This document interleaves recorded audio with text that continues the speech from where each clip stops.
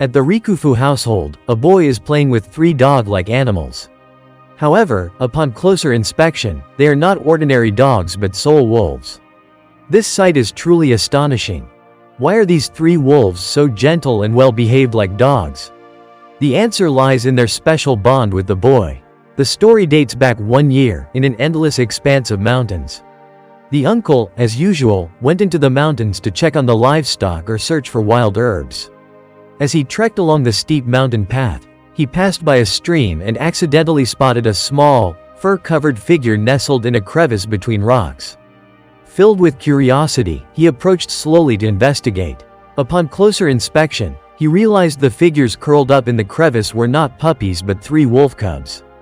Their eyes were tightly shut, and judging by their size, they couldn't have been more than a month old.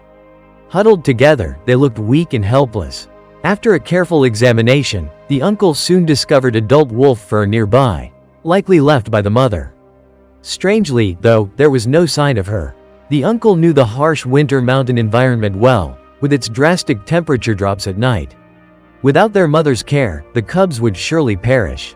Even if they survived by chance, they'd soon fall prey to predators. Time passed, but the mother wolf never returned.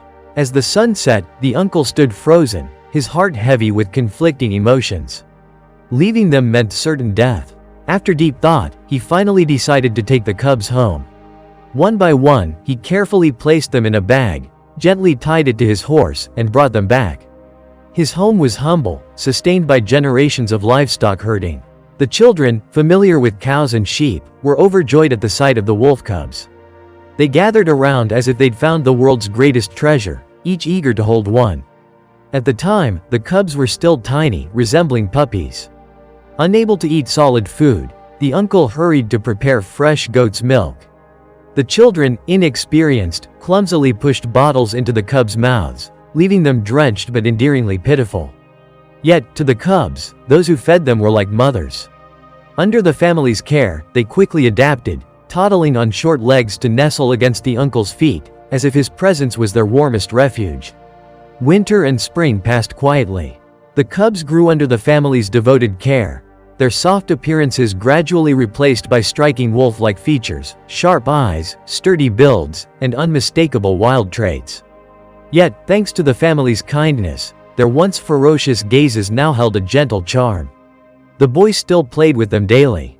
On the vast grasslands, when he called, the 3 wolves would sprint to him, their joyful expressions no different from domesticated dogs.